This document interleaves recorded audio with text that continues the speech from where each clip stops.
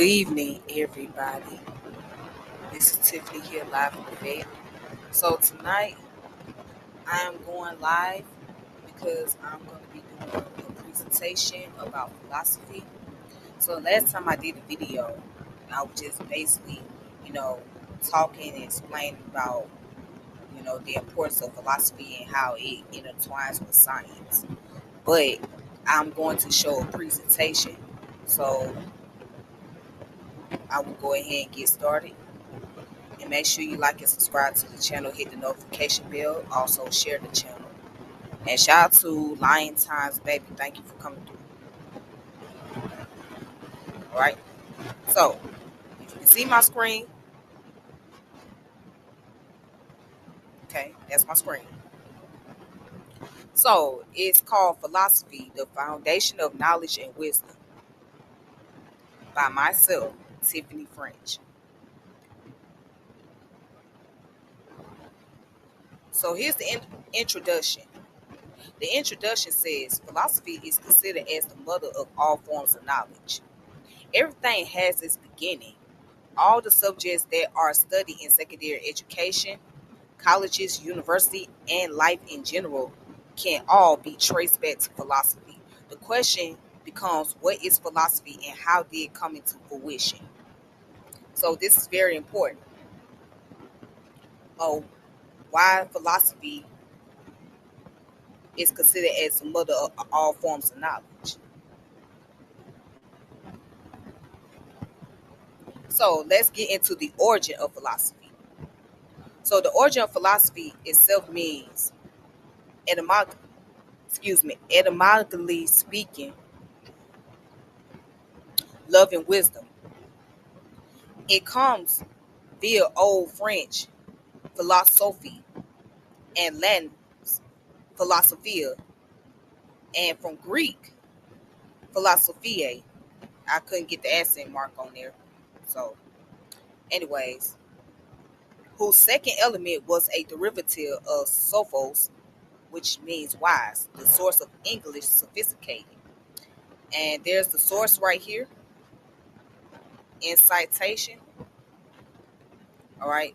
So the key word sophisticated is commonly used to compliment a woman on her class and looks. So Sophia is also a feminine name, which means wisdom. All right. And then before I continue on, I want to share something with you guys.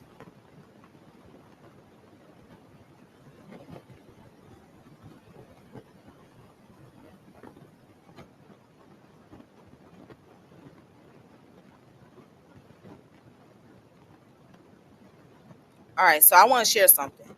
So let's see, y'all can see me real quick. Okay. So it's interesting in the nation of gods and earth. The number two represents wisdom. Oftentimes, the women use the word wisdom as their surname, whereas the men use knowledge as the first name or middle name. In orderly fashion, knowledge represents the men, wisdom represents the woman, and understanding represents children.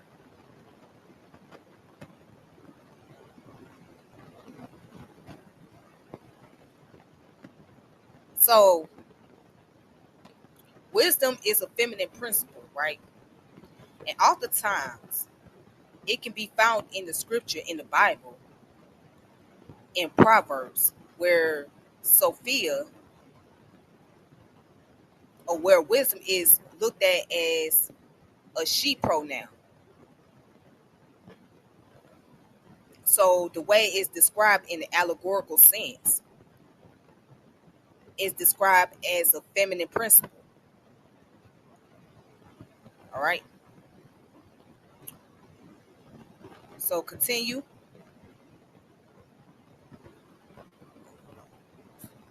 I'm going too fast. All right. So it says in the works of Naomi Zach, which the work came out in 2012.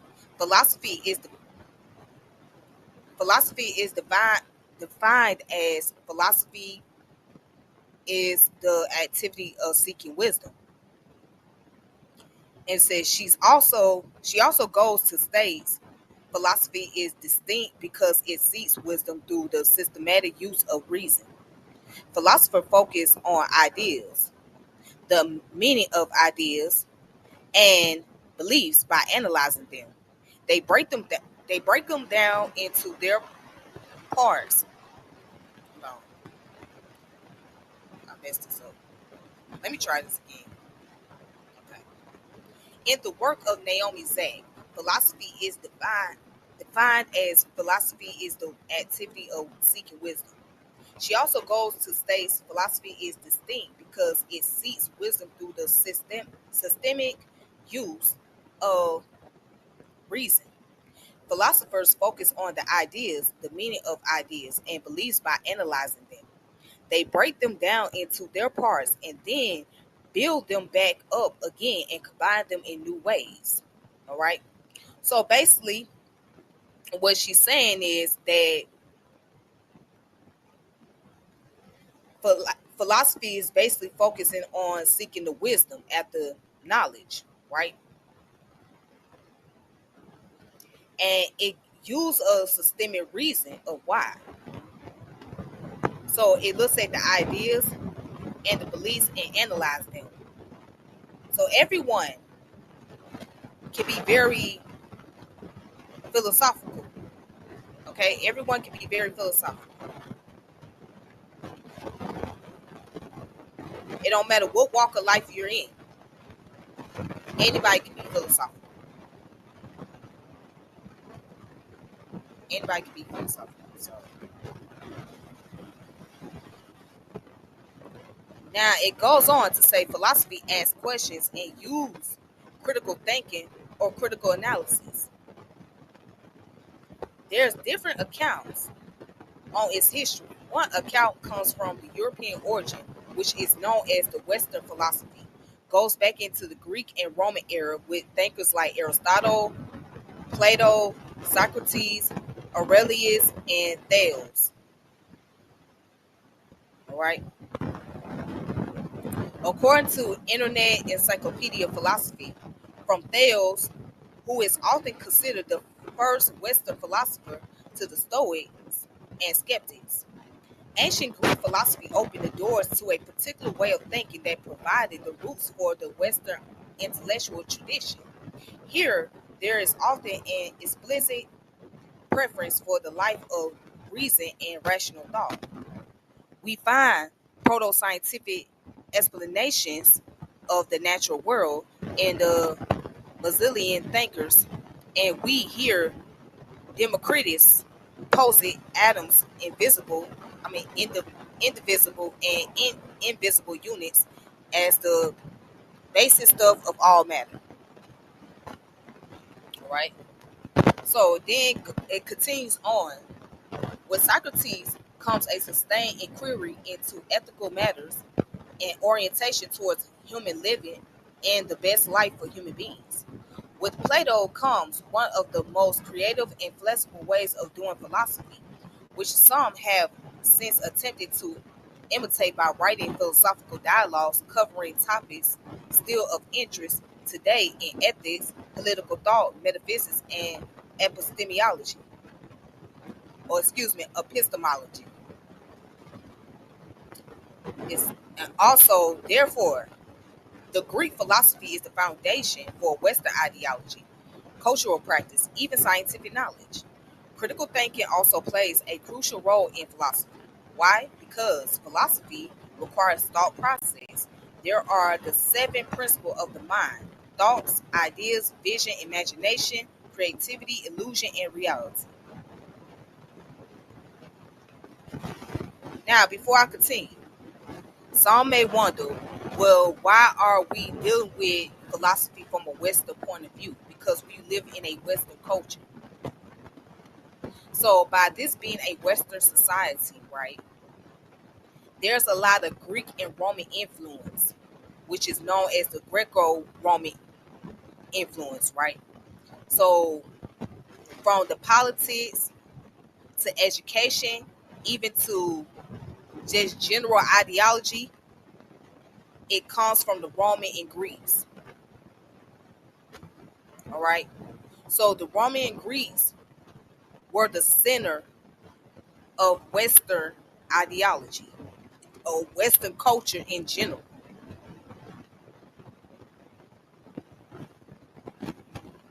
So in North America, the principle, the ideals can be traced back to the origin of the Roman and Greek society. That's one of the reasons why philosophy is looked at in the Western way because of the culture.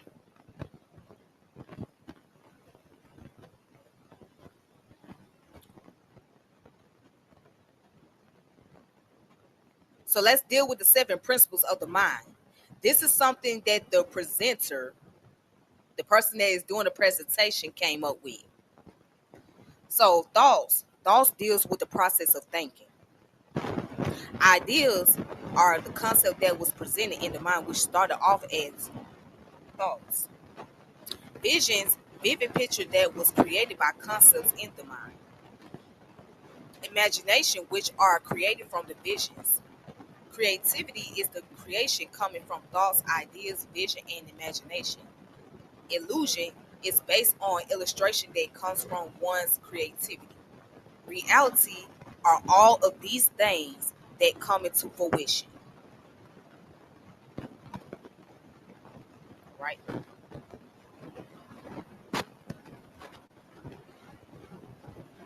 Now, critical thinking and philosophy. What is critical thinking? In Wiki, it can be defined as the process of analyzing available facts, evidence, observation, and arguments to make sound conclusion or informed choices. It involves recognizing underlying assumption, providing justification for ideas and action. Evaluate these justification through comparison with varying perspectives and assessing their rationality and potential consequences. That means one must pay attention to information that is presented in order to draw a conclusion. If not, then it is impossible to be critical. In philosophy, it will require a person to make observation, evaluation, and judgments. Basically, thought process, critical thinking falls in line with logic, and logic deals with sound reasoning.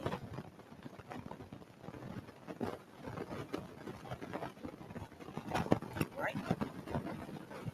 So, critical thinking and branches of philosophy.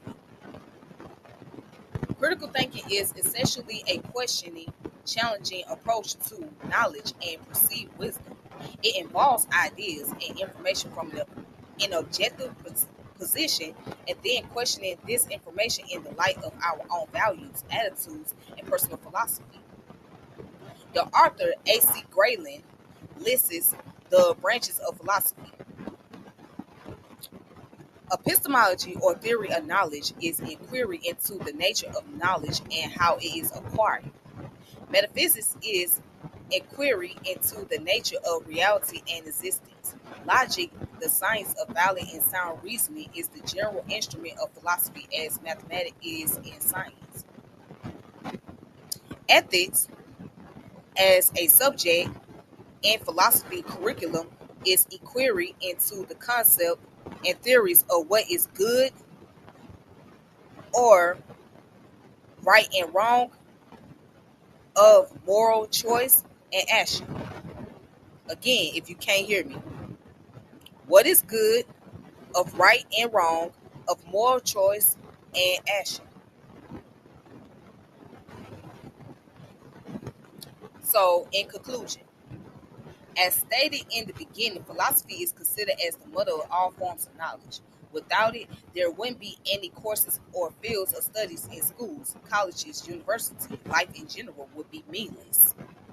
Philosophy is to knowledge and wisdom like the brain is to the body and womb to the fetus. Philosophy is to knowledge and wisdom like the brain is to the body and womb to the fetus.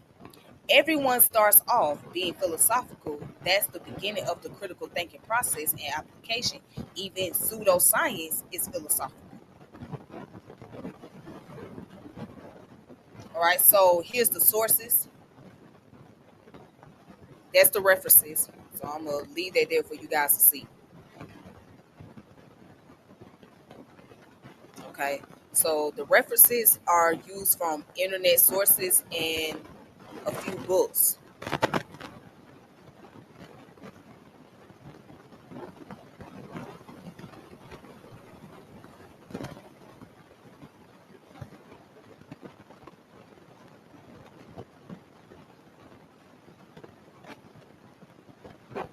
Okay.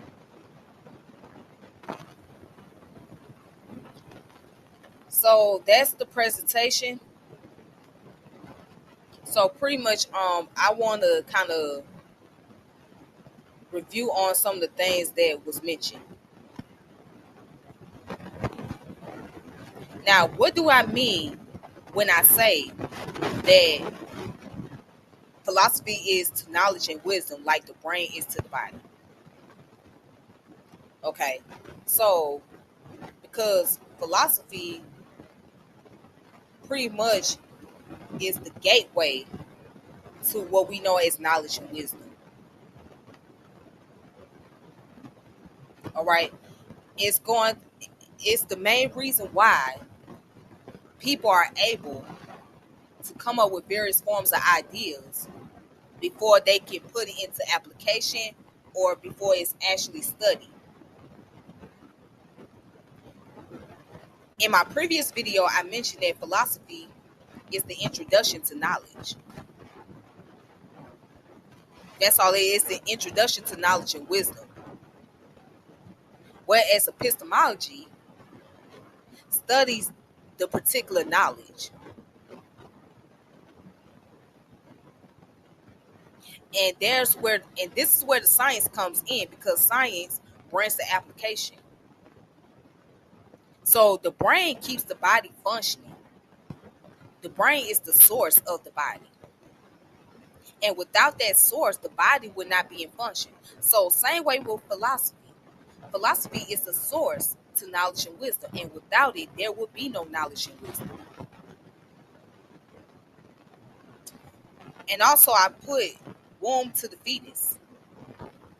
What does that mean?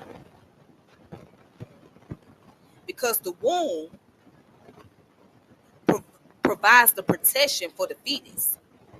The fetus starts growing inside the womb. It goes through different stages, right? It starts off as an embryo, and it goes from being an embryo to being a fetus, and from a fetus to an infant. And then the rest of the process take place outside of the body. But in the beginning, all the process starts right there in the womb. It starts right there in the womb, and the womb provides that protection for the fetus. And all the nutrition, all the resources that the fetus need is right there inside of the womb. All the protection, all the resources, and the nutrition that the fetus need is right there inside of the womb. And yes, everybody starts off as being philosophical because we all entitled to that. Whether it's scientifically proven or not, we all are entitled to be philosophical.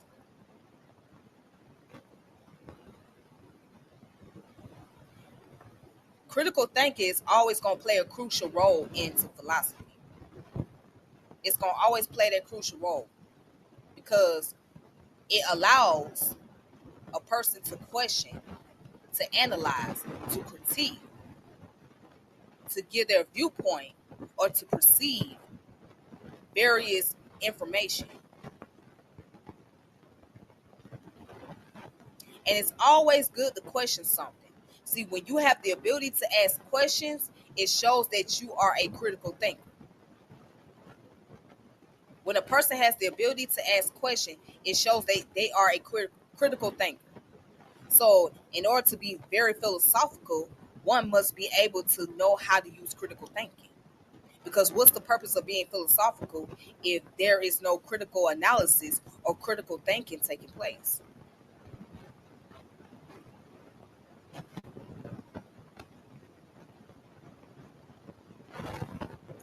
So these principles right here, I came up with those principles. I came up with the principle only to pretty much add the layers to the concept of philosophy, to explain it, how the mind works when it comes down to being philosophical. So this was to add the layer to it.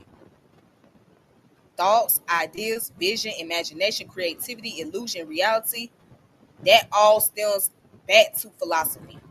That all stems back to being philosophical.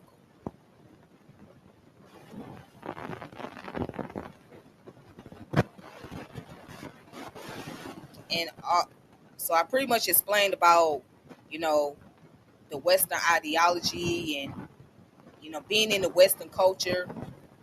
It impacts our thinking, our behavior, how we view things, and how we see society and whatnot, because the Western culture gets its influence from the Greek and Roman culture.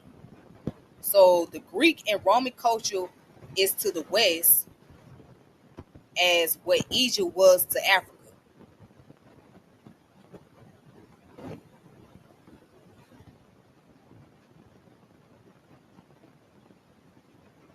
All right. And then, of course, I mentioned Aristotle, Plato, Socrates, Aurelius, and Thales. So Aurelius is Marcus Aurelius. He was the philosopher when it came to Stoicism, right? And Thales was considered as the father of Western or ancient Greek philosophy. So during that time period, it was a lot of Stoics and a lot of skeptics. So those who were Stoics, basically, they learn how to. The whole concept of being Stoic was to learn how to manage one's emotion. Manage your emotions while you're under pressure. Know that certain things is beyond your control. So it's certain things that you can control and certain things that you cannot control. All right. Um.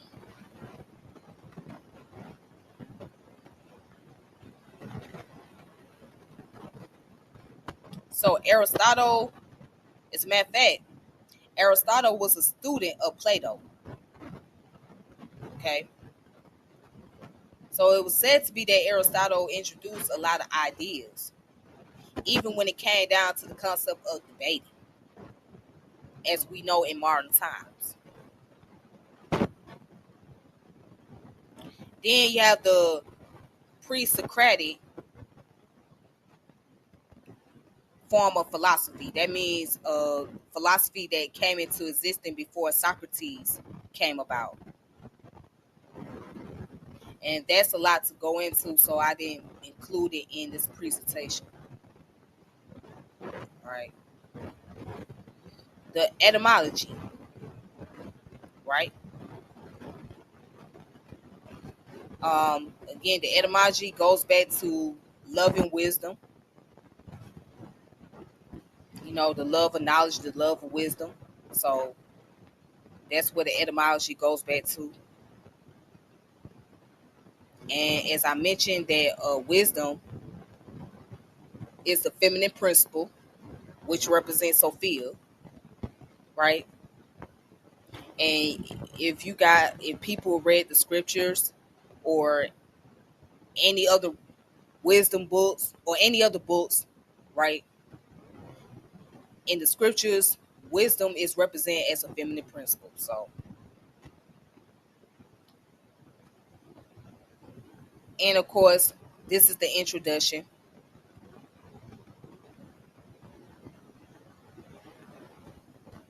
And that's it. That's it. So that's all I wanted to present. If you guys have some questions, I'm right here. You can ask the questions. If not, then I will go ahead and close it out. So let me see. Let me read the comments real fast. Hokama. Hokama. Okay, Hokama. Hokama means wisdom.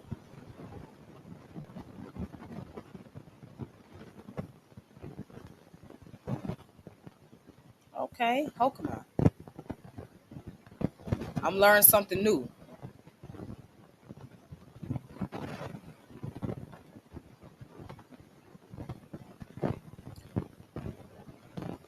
Thank you, Lions Times, baby. In Hebrew, Hokmah means wisdom. Let's see what else. What's going on, Brother Dunny? How you doing?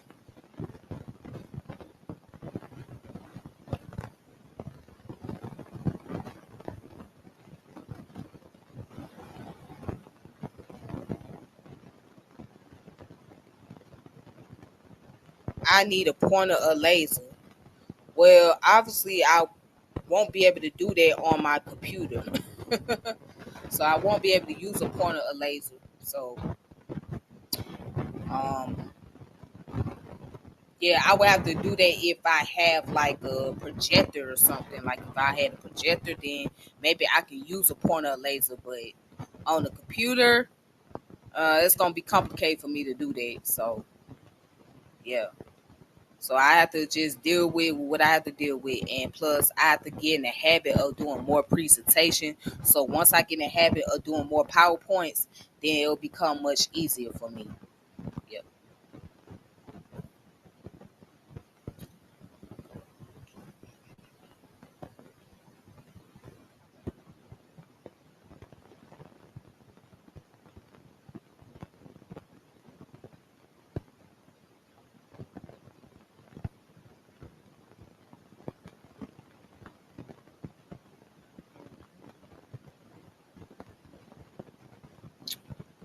All right. So yep.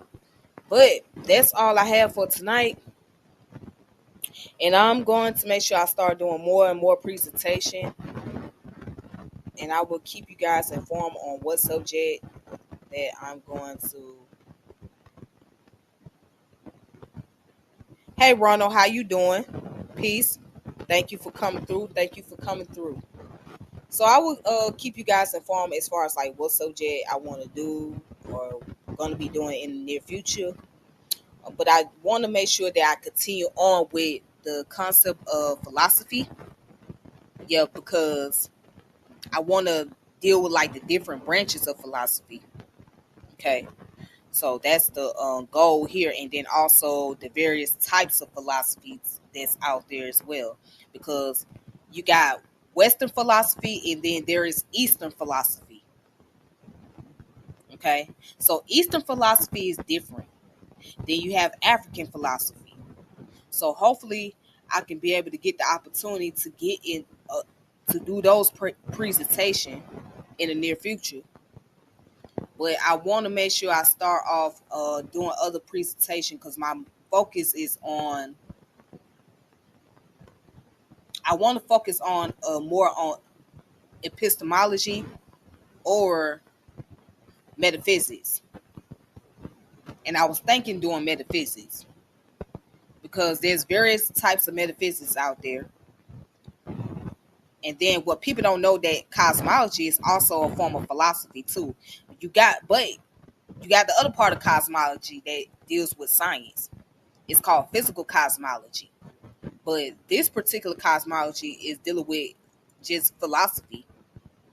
So again, I'll keep you guys updated on that when I'll be doing that, when I'll get all the information, compile that together, etc. Thank you, Brother Ronald. I really appreciate it. Do I think philosophy is on the same level as science? No, it's not on the same level. Let me tell you why. Because philosophy was a precursor of science. So before science, there was philosophy. So it's on two different levels. I would not put them in the same level per se, but you can't have one without the other.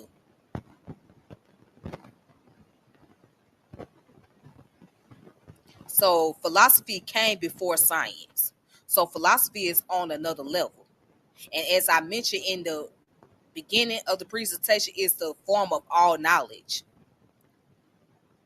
So all the knowledge that we have in all the fields of studies, various subject matters, that all goes back to philosophy. It all goes back to that origin.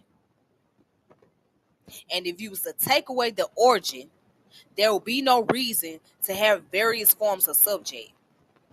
If you was to take away philosophy, get it out the picture, what would be the purpose of having science? What would be the purpose of having politics, economics, education? What's the purpose?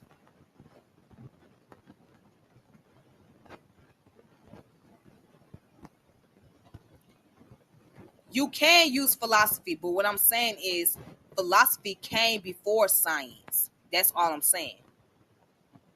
But yes, you can, because in order to deal with scientific topics and theories, right, it got to start from somewhere. It has to go through the beginning of being philosophical.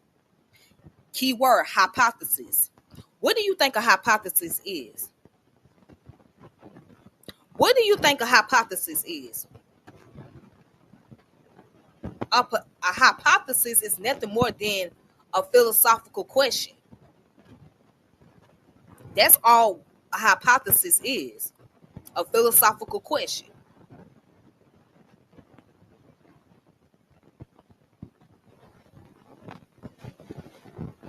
That's all it is.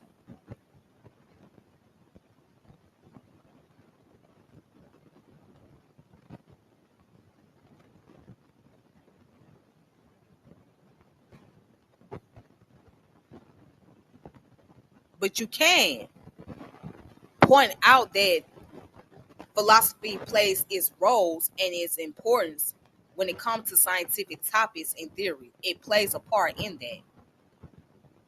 Now, as a matter of fact, real quick, let's go to the AI generator.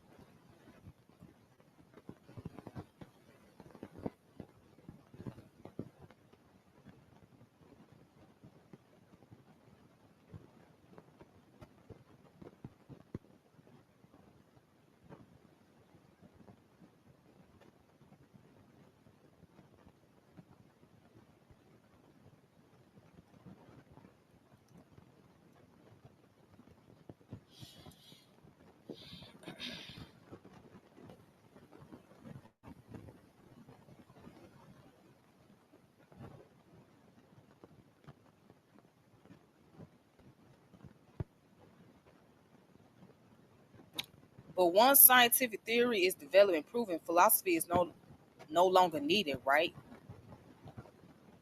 I wouldn't say it's no longer needed. I would never say that. Yeah, I'm still here. I wouldn't say that it's no longer needed. I wouldn't say that because philosophy is always needed. Now, however, that particular subject matter, once it has went through the scientific experiment and scientific questioning and all of that, then you don't have to sit back and like constantly ponder on it because it has been proven. Because that's when the application comes in. Because once you go through the process of pulling the knowledge and wisdom, right now you gotta bring in the application, which that's where science come through, and science deal with the application of it.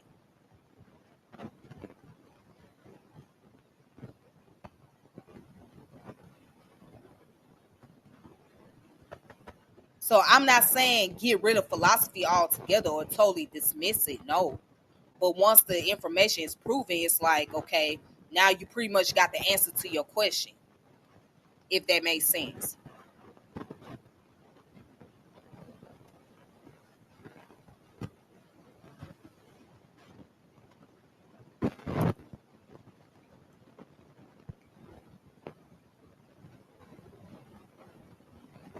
All right, let me see. Okay, so here it goes, right here. So, according to AI, philosophy and science are deeply intertwined with a dynamic and bidirectional relationship. Philosophy provides the foundational framework and critical tools for scientific inquiry, while science informs and challenges philosophical thoughts. This interaction is evident in the philosophy of science, which examines the assumptions, methods, and implication of scientific knowledge. Here's a more detailed look at their connection. So, how philosophy influences science. Foundational principle. Philosophy provides the conceptual groundwork for scientific endeavors. For example, logic, epistemology, and metaphysics are all branches of philosophy that informs how scientists approach their work. Meta Methodological frameworks. So now a lot of us say methodology, right? Because it sounds good, but it's pronounced as methodological. It sounds crazy. So, but anyway, the methodological frameworks, philosophical ideas about reasoning, evidence, and explanation have shaped scientific methodological. Hold on, y'all. My bad. Hold on. My bad, y'all. So the scientific method methodological. Oh my goodness. I'm gonna say shit scientific methodologies. So it sounds better that way. Damn. The development of the scientific method itself owes a great deal of philosophical discussion about how we acquire and validate knowledge. So, conceptual clarity, philosophy helps the concepts used in science, ensuring that scientists are using terms precisely and consistently. This is especially important in fields where concepts can be complex or abstract. Ethical consideration. Philosophy plays a crucial role in addressing ethical issues that arise in scientific research, such as responsible use of technologies or the implication of scientific discoveries. All right. And so then it goes on to talk about how science influences philosophy. So, challenging assumptions, scientific discoveries can challenge existing philosophical ideas and force philosophers to reevaluate their theories. For example, advances in neuroscience have impacted philosophical discussion about consciousness and free will. So, providing empirical data, science provides empirical data that can be used to test philosophical theories. This is particularly relevant in areas like philosophy of mind and philosophy of science. Okay, so informing metaphysics, scientific theories about the nature of the universe, space, time, and matter have had a profound impact on metaphysical debates about the fundamental nature of reality. And then also you got shaping epistemology. Science serve as a model for knowledge acquisitions and acquisition and provides a rich source of examples for epistemological inquiry. All right, so again, one cannot go without the other. You know what I'm saying? One cannot go without the other. You have to have both. So they gonna always intertwine, but they are separate. But at the same time, they have to work in conjunction with each other. So, so yeah.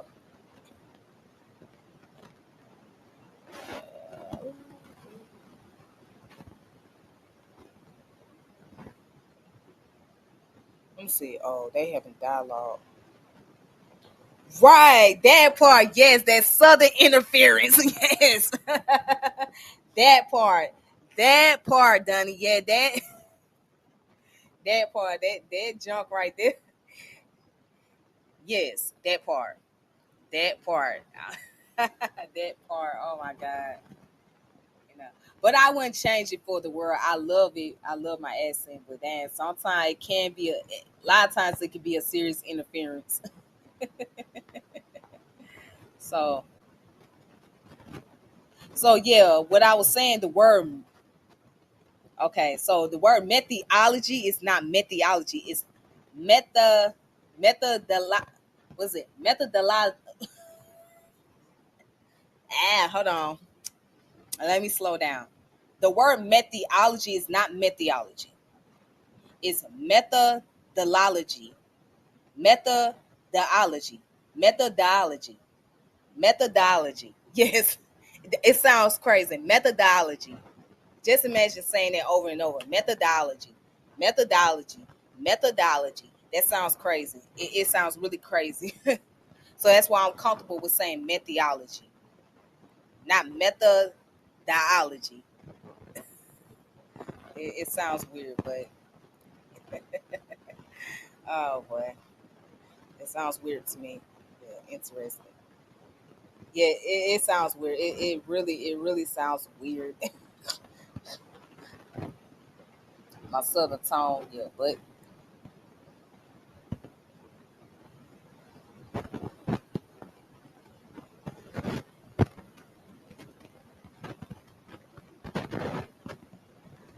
okay, let me see.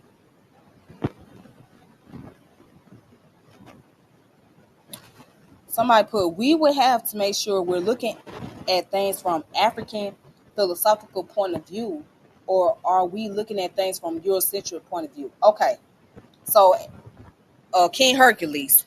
So as I mentioned earlier, right, when we deal with the concept of philosophy, right, unfortunately we deal with it from a Eurocentric point of view. Why? Because we in a Western culture. Okay. So by it being a Western culture that we're living in, right, we're dealing with Western ideology. We're dealing with Western principle. We're dealing with Western concept. All right. So by us dealing with these Western things, everything that's Western is gonna deal with European. So we're under European influence. So no matter what subject you're dealing with, right, it's gonna come from a European point of view because of the culture that we live in. And it's not to say that the African culture or African principle does not have any type of influence, or it doesn't matter, because it does. But at the same time, we have to be honest, we weren't brought up on African culture per se, because we don't live in an African centered society. So by us not living in an African centered society, it's kind of hard to like really deal with things from an African point of view.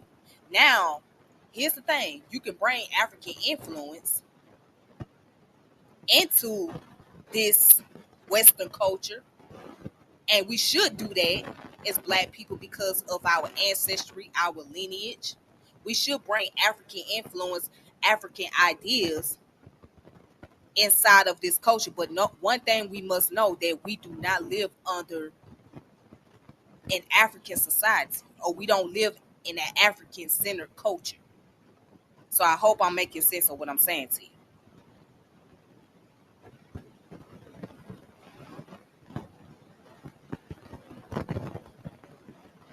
Yeah, and that's when we got to have a conversation about the ethnoscience. That's what we got to deal with, ethnoscience.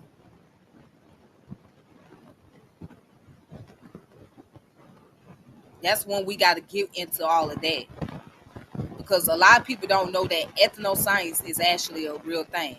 Because now you deal with science from a cultural standpoint, and then, like I said, with philosophy, you got various forms of philosophy. You got Western, Eastern, and then you got Indian philosophy. You got Chinese philosophy, which probably goes falls under the Eastern philosophy. Then you have African philosophy.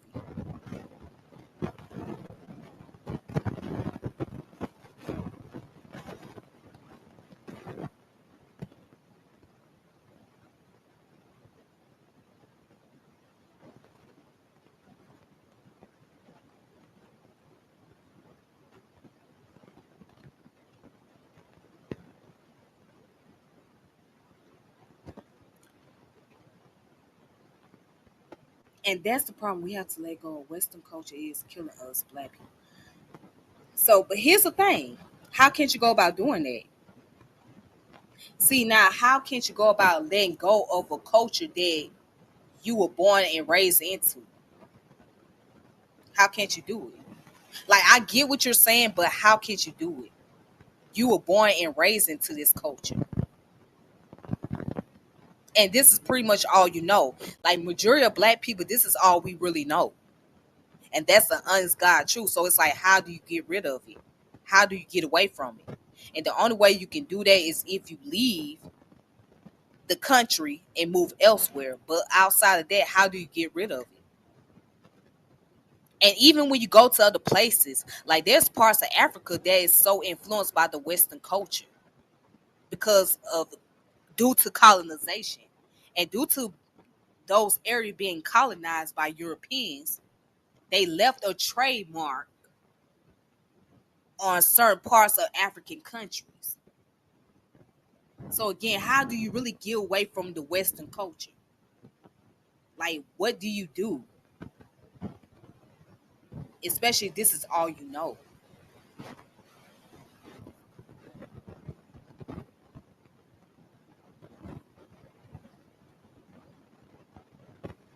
It is a tongue twister. It's a tongue twister, man. Yeah. Method methodology. Just it just sounds crazy. Methodology. Methodology. I just say methodology. The way it's spelled, methodology, that's how I say it. But methodology. It just sounds crazy, man. As a matter of fact, I'm gonna show y'all how it actually sounds to me. Hold on real quick. Let me see.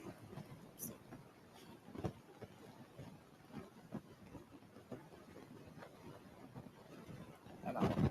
Let me show y'all. See?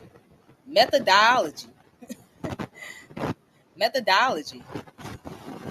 Methodology. Methodology. Yeah, see? Methodology. It just sounds crazy to me. That's why I'm so comfortable with saying methodology. Because I said like the word, like also the word Alzheimer's or Alzheimer. Alzheimer, right? We've been saying Alzheimer's, but that's not the correct way of saying it. It's Alzheimer. It's Alzheimer. But we say Alzheimer's in our community, or as the way I pronounce it is Alzheimer's, because I pronounce it how it's spelled, right? But it's pronounced as Alzheimer. You see what I'm saying? So certain words are just like, the English language is very interesting. It's very interesting. It's very complicated. It's like certain words you pronounce, it don't sound like the way it should be pronounced. Like the word colonel. There's no R in the word colonel. So why we pronounce it as colonel when there is no R? Or the word soldier. Why are we pronouncing the word soldier as a J when there is no J in the word soldier? You see what I'm saying? It's weird. The English language is so interesting and so fucking weird.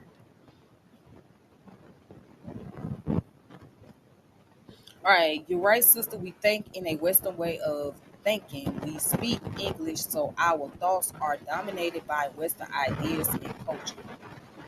Period. I mean, yeah. Period. Period.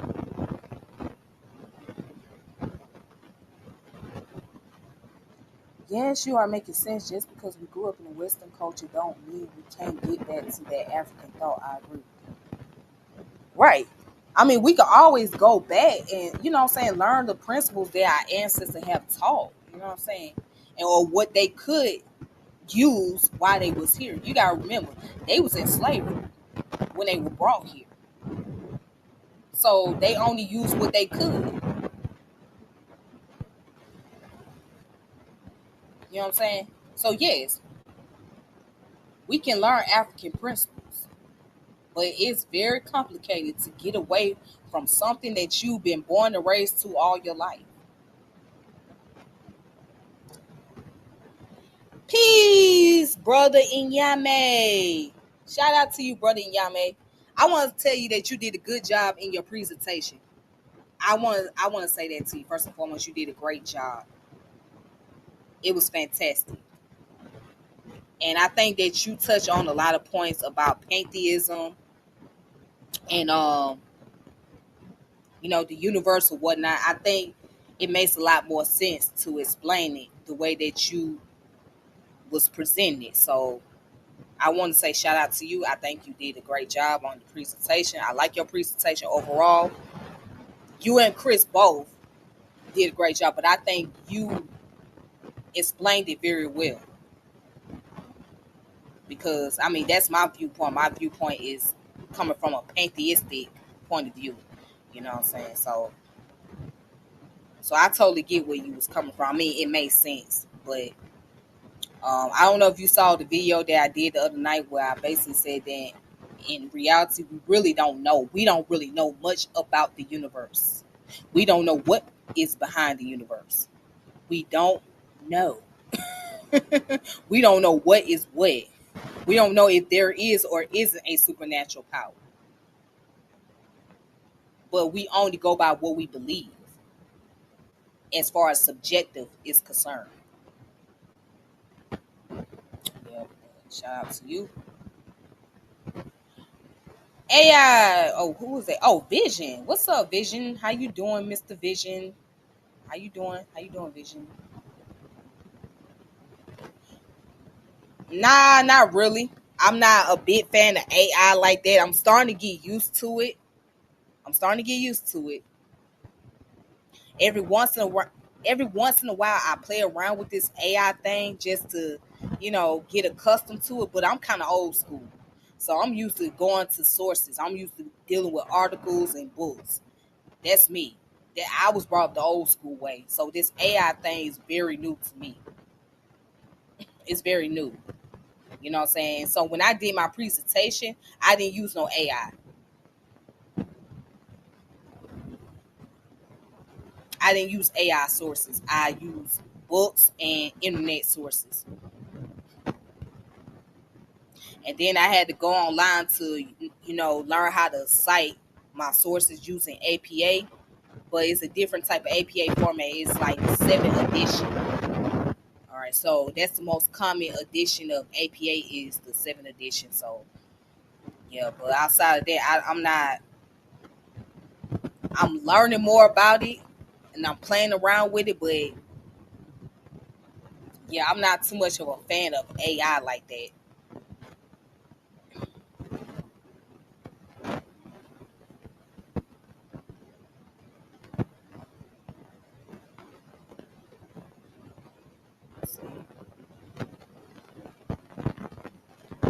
Yep. AI ain't no joke. It already said that it's going to kill over 50% of human population once it take control. And see, this is what I don't like about it because I think that it has made humans become more procrastinating, especially when it comes to scholarship or doing any type of academia. That's the only thing I don't like about AI. I mean, it serves its benefits, but at the same time, people have become so lazy and so comfortable to where they don't really want to do the work. And it's getting to the point now where people can just get their presentation done through AI, meaning that they can go in there and type something up and then the AI can pull up the presentation. And to me, that's lazy. That's very lazy as hell. You know what I'm saying? You got to put in the work to do so. Yeah, it's very time consuming, but what do you think research is? Research is time consuming.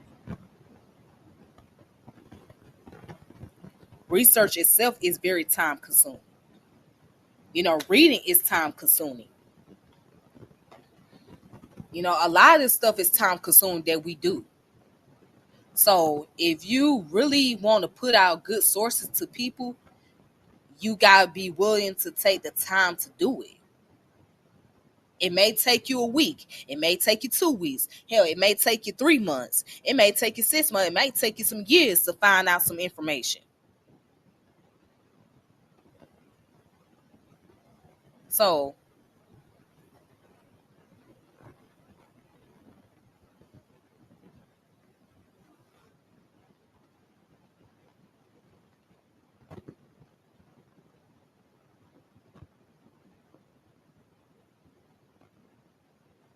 facts, absolutely facts.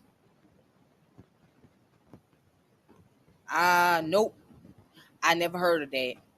You're gonna have to explain to me what that is in the comment section.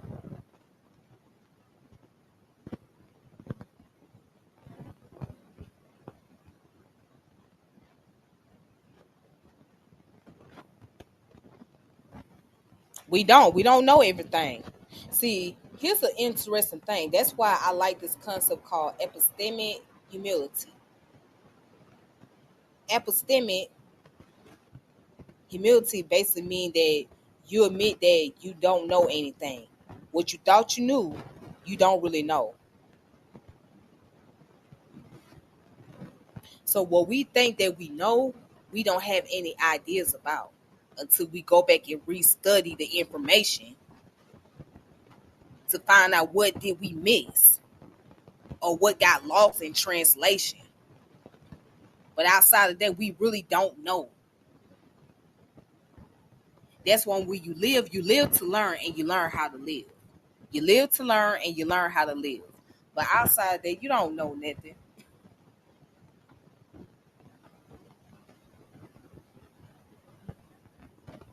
Erica Badu said the best. A man that knows something knows that he knows nothing at all. A man that knows something knows that he knows nothing at all. That's what she said. She said it in her song, On and On. If you go back and listen to the lyrics.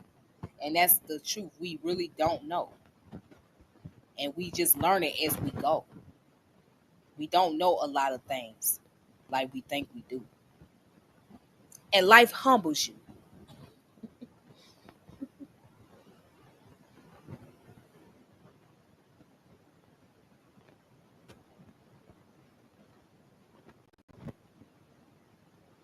Exactly. That's the thing. Even with AI, you still gotta know the material. Otherwise, you'll still be seen as being ignorant of it. Of course, that's why you have to cross reference. And I'm not saying AI is a bad thing, because it's not. It has its benefit, but at the same time, you're gonna have to cross reference the information to make sure the information is accurate. You know what I'm saying? So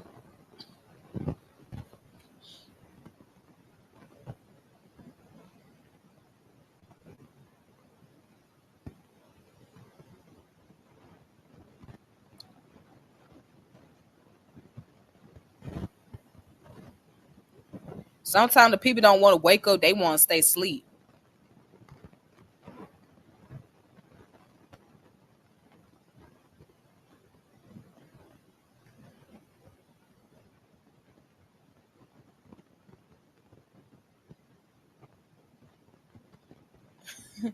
What is that groundwork? Do you think you can follow an African philosophy and still eat McDonald's or drive a Mercedes? That's interesting.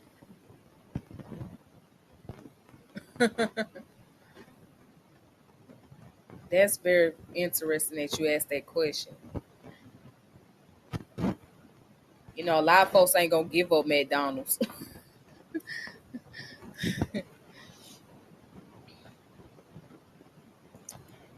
And people, you know what I'm saying, they not gonna give up Mercedes. Mercedes Benz is one of the most luxurious cars here in America. Even regular people can drive it. So yeah, people ain't gonna give up Mercedes unless it come with a price tag. Unless somebody come along with a good amount of money to purchase the car from an individual. But outside that, an individual is not gonna give up their Mercedes Benz, especially if it makes them feel like they're wealthy.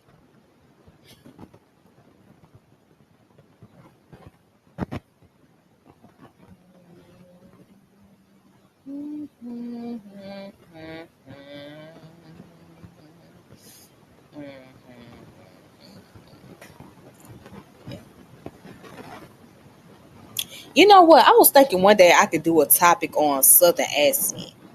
I think I spoke about it before in the past, but I think I need to go more in depth into like the origin of black people with Southern accent.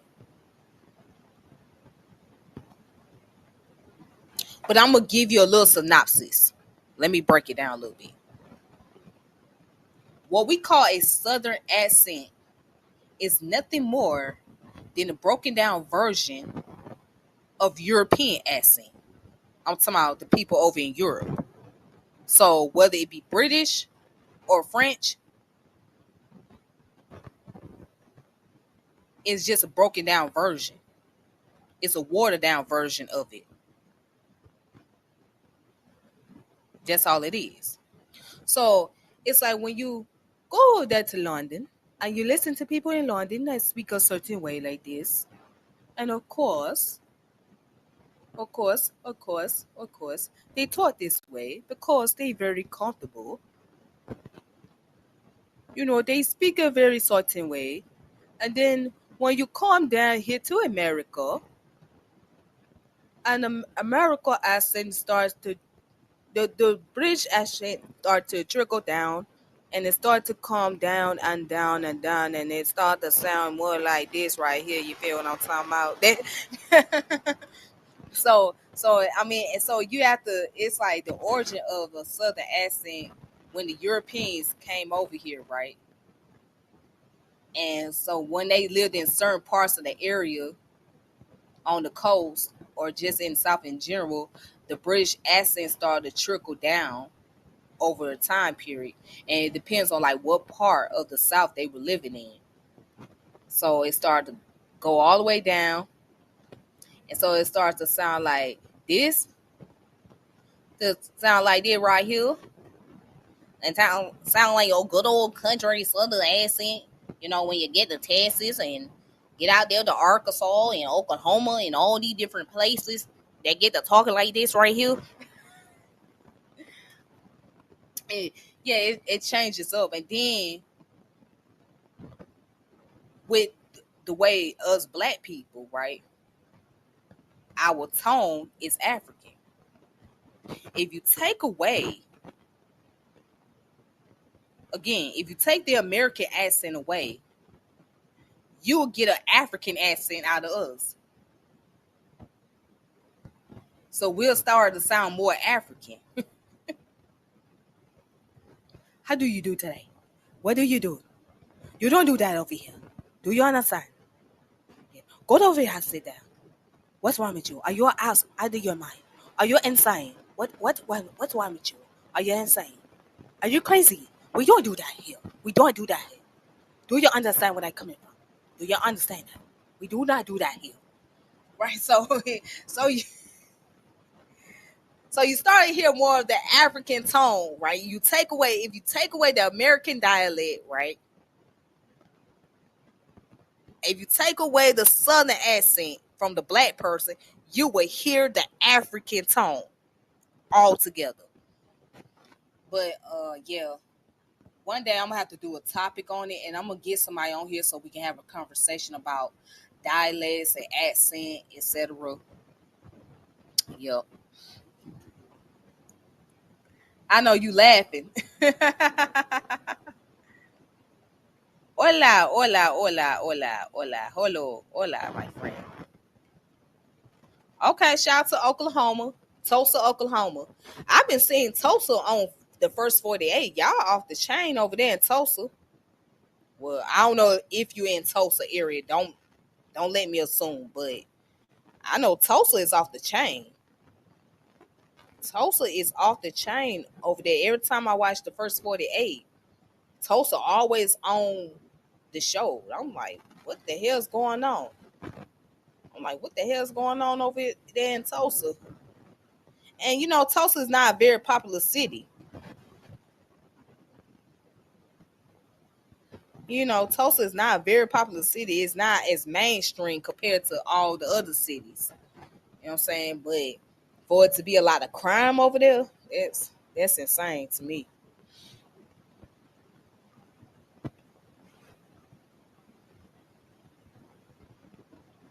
Y'all having a good dialogue over there in the chat. Black men love black women with southern accent. Oh yes, they do.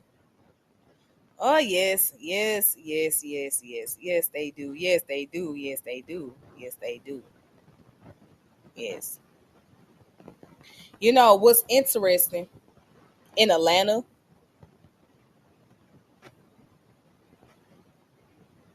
In Atlanta, what you're gonna learn is there's like different dialects of ATL accent. There's different dialects of Atlanta accent. It's all Atlanta.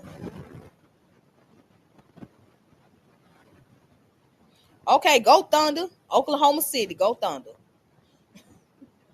But nah, Atlanta accent is like different dialects taking place. It depends on what side of town you from or what side of town you grew up in. So like if you somewhere from the west side of Atlanta, it's gonna be very hard for somebody to fully understand you. Cause it's like they use so much ebonics and they're very I wanna say they very inner city like they real inner city, very urban. That's the word. Yeah, they very urban out there, you know what I'm saying? So but then when you go to the south side, when you come to the south side, it's not as it's not as hood. Like the accent's not as hood. Then when you go to the north side, it's definitely not as hood. You know what I'm saying? When you go to the north side of Atlanta, it's like very suburban, like proper. You know what I mean? And then the east side accent is very similar to those of the west side. So that's the unique part about Atlanta. Like there's different dialects. Yeah. So yeah, by me growing up down here in the south, I've been picking up on this since I was 3 years old. So and then when I had got a chance to move back to the Midwest, when I got a chance to move back to the Midwest, it's like I pick up a little bit of the Midwestern accent. You know what I'm saying? Because I lived in Ohio, so um,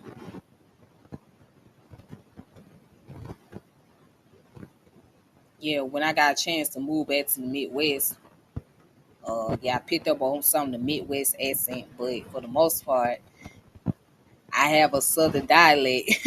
My Southern accent is like overpowering. It dominates. What part are you in? I am in Atlanta. I'm on the south side.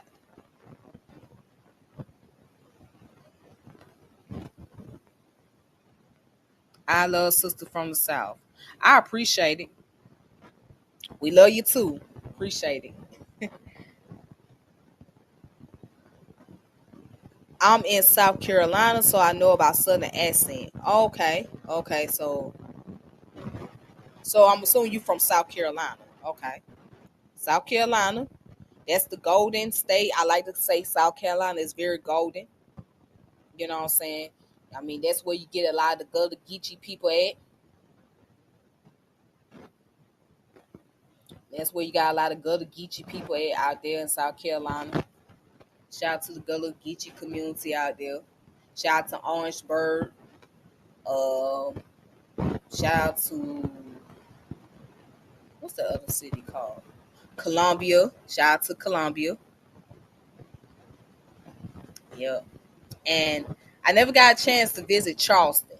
I want to go visit Charleston because that's where the heart of the Geechee accent is at, right there in Charleston. But yeah, but shout out to Columbia and Orangeburg. Yeah, I've been at Orangeburg playing quite a few times. I like it. I like Orangeburg.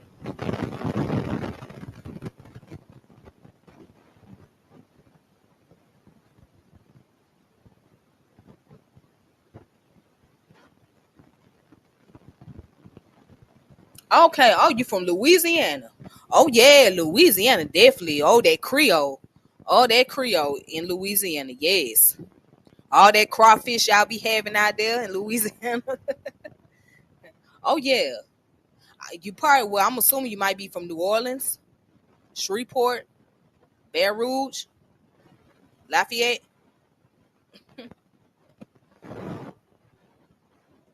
Yeah, but Louisiana. Oh yeah, that good old Louisiana. Yeah. Yeah, we ain't had a lot of New Orleans folks come out to Atlanta. Yeah, New Orleans people love Atlanta. Be like, baby, you heard me? And then they don't say oil, they say Earl. You give me some olive Earl, baby. Come on out here in Louisiana. Get you some of the good old crawfish, baby. Yep, South Carolina. What we gonna learn is like a lot of our ancestors came from the South Carolina region and also came from Virginia area, North Carolina area. Yep.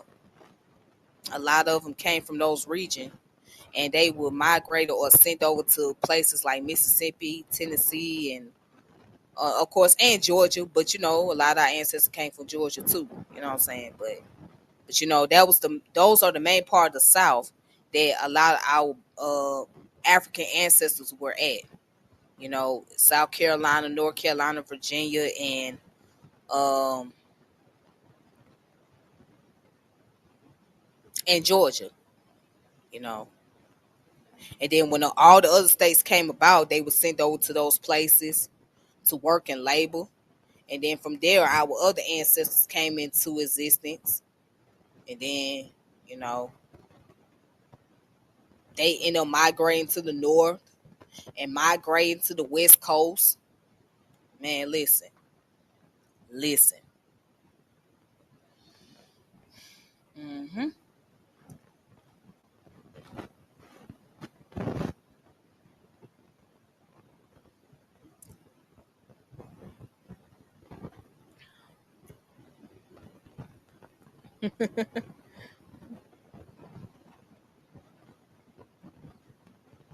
We are westernized Africans. You're correct. We are westernized Africans. We are Creole Africans. As I like to say, Neo African, but we are Creolized African people. We have been in this Western culture for too long.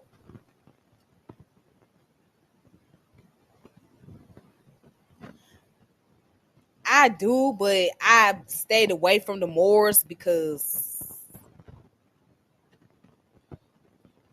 yeah, I stayed away from the Moors on that level.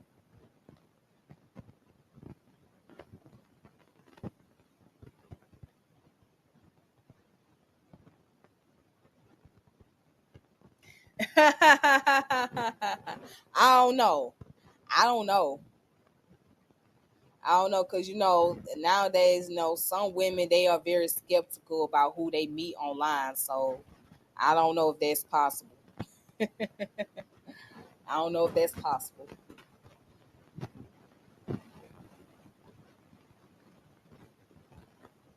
You better all find some women on Facebook or Instagram, but more so on Facebook or TikTok.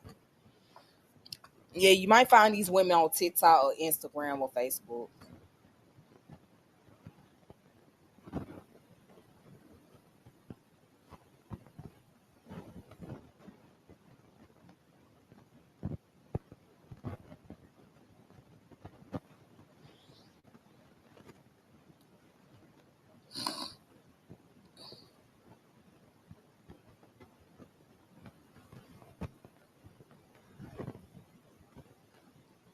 Oh, you did? That's what's up. That's what's up. I really appreciate that. Yeah, that's what's up.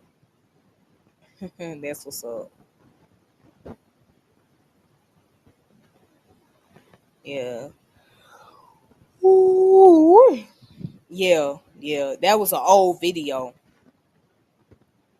I think that was the time when Sinetta came out here. Yeah, that was the time when Sinetta came out here. That was around like 2014 ish. Yeah. Yeah, that was the time when Sinetta came out here. Yeah. I know what you're talking about. Yeah, that's when Sinetta came out here. Yeah. Uh-huh.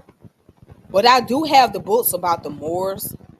Well, I have the Holy Quran, Circle 7 by Noble Drew Ali.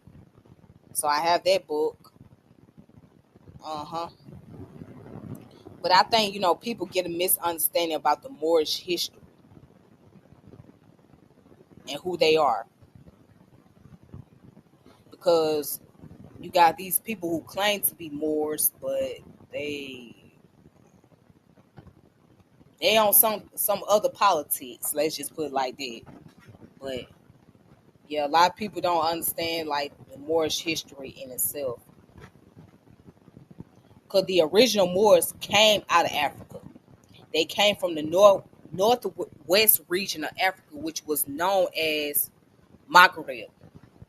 Okay, the area is known as Maghreb. So they came from places like Mauritania, Algeria, Morocco, just to name a few.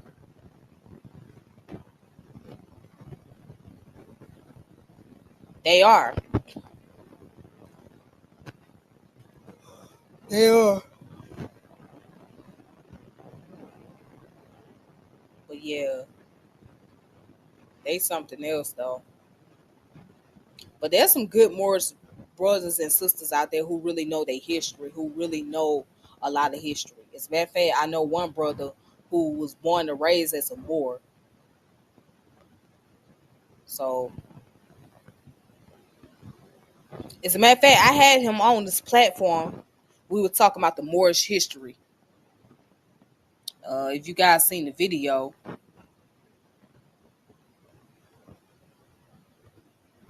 yeah.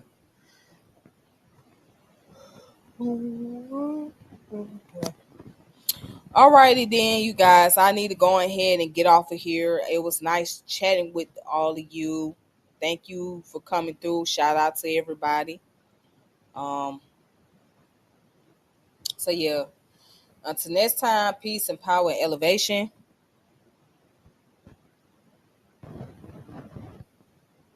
All right, you have a great weekend. Yeah. Oh, okay. Yeah, let me go ahead and post it in the chat for you. Hold on.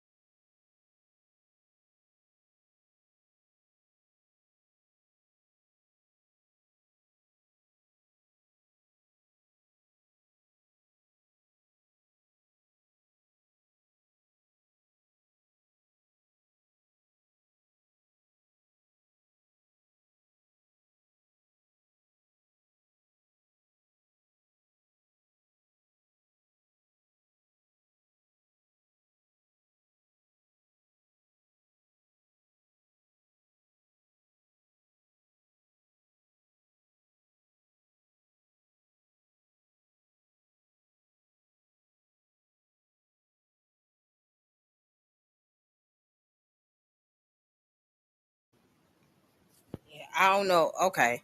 So I don't know if you're able to click. You should be able to click on the link. But yeah, I had that brother on here. Um, and then I'm gonna get you another video.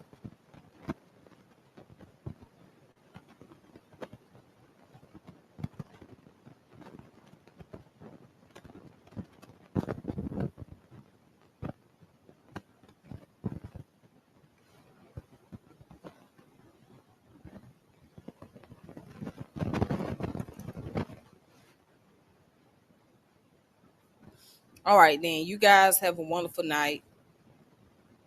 And I'll check in with you guys later. So, peace. Be safe wherever you are in the world. Until next time.